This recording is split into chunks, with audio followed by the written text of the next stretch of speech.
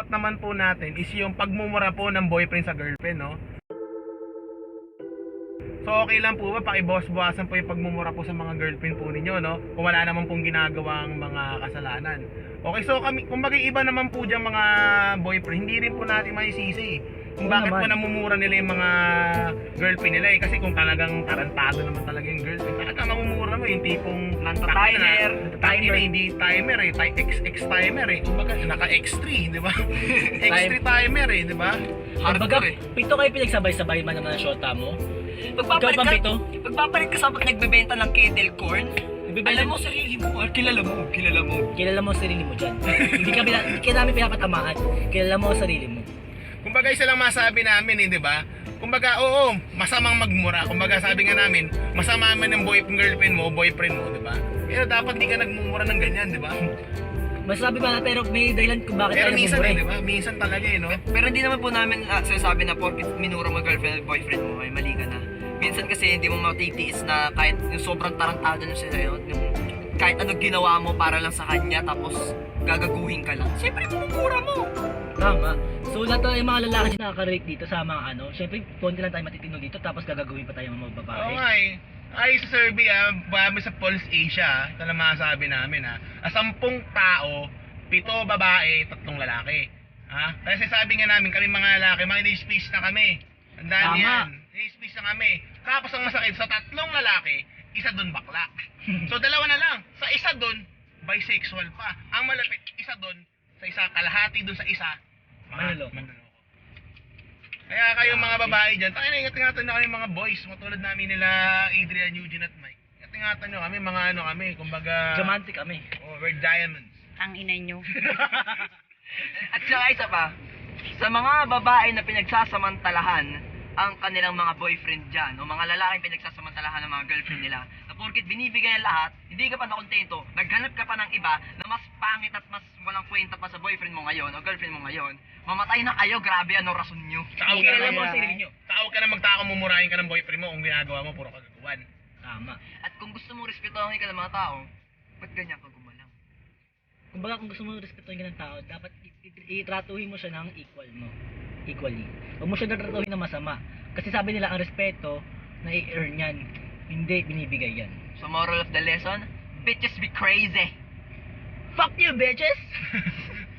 So ito With lang po. feelings, yo! So ito lang po pakitino naman po kayo sa mga boyfriend and girlfriend nyo, minahal kayo at minamahal kayo niyan, tandaan nyo. Loyal din pag may time, no? Loyal din pag may time, no? Kasi ang hirap maging loyal kami, no? Konsensya din pag may time, no? Ha? Kami lang. So number 3 naman, okay, mura ng girlfriend sa boyfriend. Okay, so kayo mga lalaki naman dyan, okay, na namumura ng girlfriend, wag na kayo magtaka kung magmumurahin ka ng girlfriend. Nagbababae kayo, di ba? So hindi mo kami gayahin dito, mga loyal and faithful, di ba, Adrian? Tama. Kumbaga sa mga lalaki dyan, yung mababae kayo, tatlo-tatlo o lima-lima pa yung mga shota nyo. Grabe naman kayo, hindi man na kayo nahihiya sa sarili nyo. Mayayaman ba kayo para mag-shota kayo ng marami? Oo, may mga mayayaman nga dyan, pwede ka mag-shota ng marami, basta may pera ka. Pero kung ikaw, wala kang pera, mag-shota ka ng marami, pinagpapalit mo pa yung maganda mong girlfriend sa ng kwenta, sorry na lang po. At saka ano, kumbaga yung mga tao dyan, yung mga nang to-timer dyan, di ba? Maawa naman kayo sa girlfriend nyo, di ba? So, siyempre dapat, kumbaga minamahal natin yung mga girlfriend natin, dapat hindi natin sila niloloko at tinatimer, di ba? Ano ba, Tama. Eugene? At saka yung liligawan nyo na nga pero alam nyo nang may boyfriend na. Ba't nyo paliligawan? Pipilitin nyo pang sagutin kayo alam nyo meron ng someone else. At saka magna-timer kayo, ilan ba puso nyo? So ibig sabihin natin lima yung girlfriend nyo. Saan yung isa sa puso, yung isa sa utak, yung isa sa bituka, yung isa sa intestine, yung isa saan? Sa Buto! Sa buto! somewhere down the road. Diba? Tapos kayo mga lalaking iba dyan na kapag kayo iniiwan ng mga jowa nyo, ba ano-anuhin nyo, susuyo-suyuin nyo, tapos sabihin mo hindi ka na uulit, tapos pagka binigyan ka ng chance, ulitin mo na naman, manloko ka naman, diba? Kayain mo si Adrian, napakabait. Niloko, pinagpalit sa nagbebenta ng kettle corn, tinitiis niya lang. Huwag yun naman ako i-booking mga pare, kanya-kanya si Reda to eh. Okay. Ito i-booking, kanya-kanya si Reda to, Okay, okay? diba? So yun, so mga ano dyan, mga babae dyan na nagmumura, no? So hindi namin kayo may sisi, pero pakibuwas-buwasan niyo yung pagmumura sa mga lalaki, no? Mas maganda kausapin nyo na maayos sa mga boyfriend nyo sa mga ginagawang kalokohan. Hindi nyo kasi kami mga lalaki, may mga feelings din kami. Tama. At saka yung mga para sa babae at lalaki huwag nyo naman po kumpletuhin yung kalendaryo, punuin nyo ng monthsary nyo. Hindi po natin goal yun. Kumbaga, kung collection nyo na po yung mga babae, pwede po ba? Huwag na kayo mag-bother mag-chicks o mag-shota. Bakit? Kasi ang shota dapat minamahal po eh. Oo, tama. Tatandaan nyo to mga lalaki, mga babaero dyan out there. Kung mambabae ka, wag ka magpapahuli, tandaan mo yan. Wag na wag. Please lang. Okay, sa may mga asawa ba naman dyan, nahuli ba kayo ng mga asawa nyo ng bababae? Kasalanan nyo na po yan. Huwag kayo magalit kung asawa nyo mismo, bututan kayo na ari.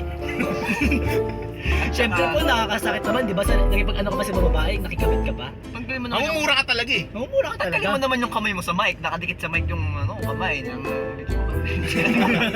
Yung videographer. Okay. Tanggalin mo yung kamay mo sa mic. Okay, sige. Ito naman po yung pagmumura po ng mga magkakaibigan at mag-best friend, no? So, ito po yung mga typical po na mga nangyayari. Na tipong sasabihin ng kaibigan mo na on the way na ako, pero totoo, tang-ina kakagising lang. Mga putang ina ninyo, yun ang masabi ko, no? Gago. No? Putang ina sasabihin mo, on the way ka na, pero ang malapit, ang ina tutulog ka pa? Sabi mo, pare, on the way na ako. Tang boss mo, bagong gising ka, sabihin mo, on the way ka? Yan, diba? Okay lang, pakiboss-bossin yung mga kagaguhan na sa sarili natin, no? Sa mga kaibigan natin na gumagawa ng ganyan, please lang na pakitigil-tigilan, nakaka-bad trip, eh, no? So ikaw, Eugene, ano masasabi mo sa ganong senaryo na mamumura ka talaga ng kaibigan mo dun, eh? Huwag ka magtaka kung mumurahin ka. Dapat na murahin. Pinakintay mo ng 3 hours, isang oras pang niligo, isang oras pagbibihis, isang oras para makabangon. Grabe, 3 hours nagkintay sa, somewhere else. Biyahe pa, bro. Somewhere down the road, eh, no? Biyahe pa, bro. Etong malupit, no?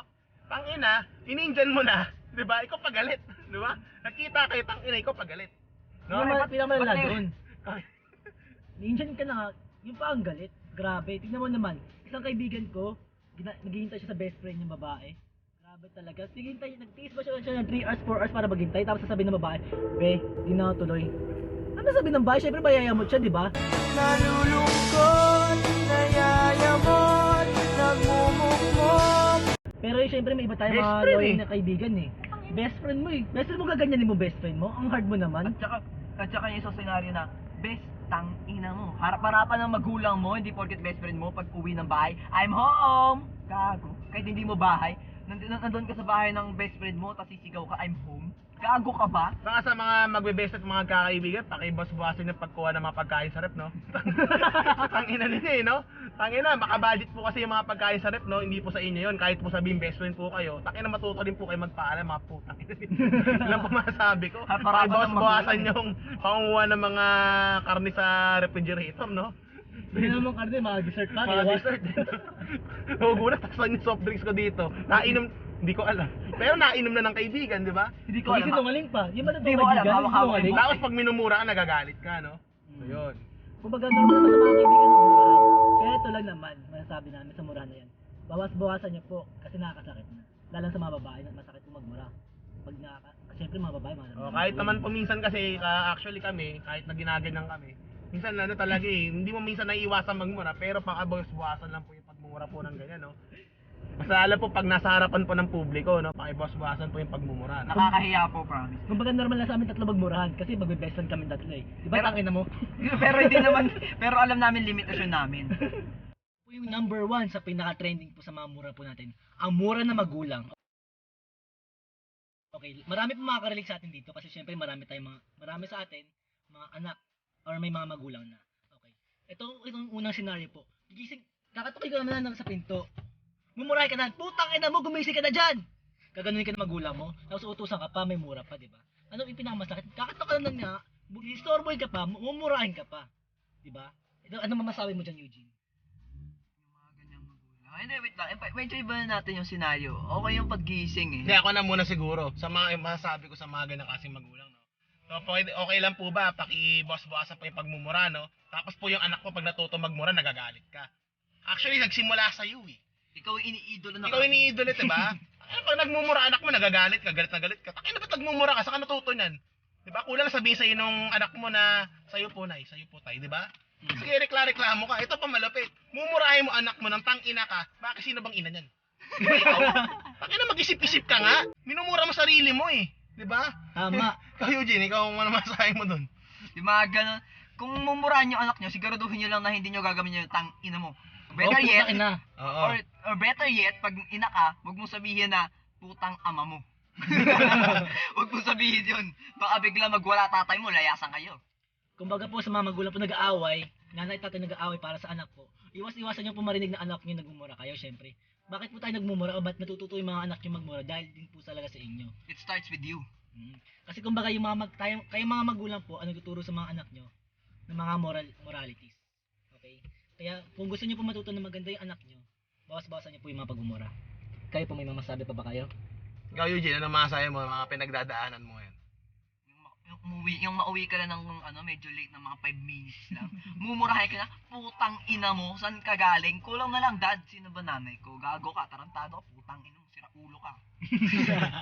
Mga ganun, no? So, yun lang po masaya po namin. Napakabos-basa po yung pagmumura po sa mga anak po natin, no? Para hindi po sila lumalaking masama po, no? At saka wag niyo naman po mamaliitin ang anak mo.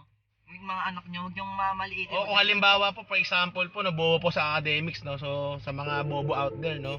So, ito para sa inyo to, pagtatanggol namin kayo, no? Sa mga magulang po na bumabagsak po yung anak, okay lang po ba? Wag po nating murahin yung mga anak po natin. Kasi kawawa naman po, bobo na minura mo pa, di ba? Opo. Wala So, naman yun po lang. taong perfecto. Opo, wala naman po perfecto. taong perfecto. So, pakisabihan na lang po yung anak mo na mag-aral po mabuti. Hindi yung mumurahin mo ng bobo-bobo mo, tanga-tanga mo, di ba? So, masakit po sa mga bata po kasi mga ganun, eh, no? At saka wag po kayo magtataka kung ang anak niyo ay nagrebelde o kaya nawala sa naalis sa maling landas. Kasi nagsisimula po yung lagi sa inyo. At wag po kayo magalit kung sasagutin po kayo ng pabala kasi nakakapikon na po kayo minsan eh. Oo. Kumbaga po pinipilitan niyo po kayo ng tama pero pagmumukha niyo kami mali. Di ba may kanya-kanyang utak naman po tayo? We have a free will, we have a free country here, no? So yun nga, sabi nga namin, di ba, dapat yung mga magulang dyan, no, magpakita kayo ng magandang ehemplo sa anak nyo. Para pag yung anak nyo, di ba, maging mabuti katulad namin mga citizen na to, di ba? So, yun. So ikaw, Eugene, may last word ka ba sa mga magulang nating malakas magmura dyan out there? Hindi kayo karapat-dapat maging magulang. hindi naman sa ganun. Pero kailangan minsan kasi isipin nyo yung kalagayan rin ng anak nyo. Wag na yung nananahimik na nga. Anak, tangina mo, ganito, ganyan. Nananahimik na nga sa isang sulok, babalikan mo pa, raratrating mo pa ng AK-47 eh. Na bibig, no? Grabe yung bibig yan eh, AK-47. Okay, so yun. So yun po. At saka pakibuwas-buwasan po yung pagmumura po sa mga anak po natin, no? Para po lumaki po silang mga mababait po. Okay, so yun lang po. At yung tipong nagkamali pa yung anak niyo, mumurahin niyo pa, ipapahiya pa sa harap ng maraming tao. Pakiiwas-iwasan lang po, syempre po mahiya po yung anak sa sarili niya, madadown po siya lalo. Kaya po pakiiwas-iwasan lang po, ipahiya ang inyong anak. Yun po. At sa lahat po ng viewers namin dyan, tandaan nyo po, hindi po kami nagkakalat ng maling impluensya dito.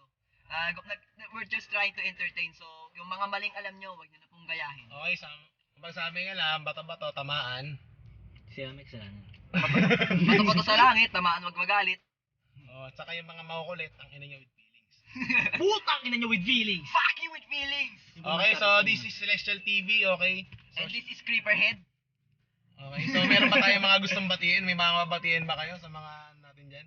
Okay, gusto ko lang po batiin lahat ng mga magulang out there. Pasensya na po sa mga nakaan namin sa inyo. Pero, we're just providing you with reality po talaga. Yung mga nararamdaman po namin, mga kabataan ngayon. Makakasakit na kayo. Sobra po. Grabe. Gusto na namin maglayas kung may mapupuntahan lang kami. Ayan, so meron pa ba kayong mga gustong batiin maliban dyan sa mga, ano yan, yung mga... So ikaw, Eugene, baka may babatiin ka na naman. Huwag kang magkakamali ng babatiin, mapatayin kita. Gusto ko po pala batiyan lahat ng Kaipigan National High School, taga San Jose del Monte, Bulacan, family ko sa Maynila, and Hospital Drivers Club, and kilala mo na kung sino ka. Okay, so ako naman gusto kong batuin. Batiin pala, number 1, siyempre yung mga Team Celestial dyan.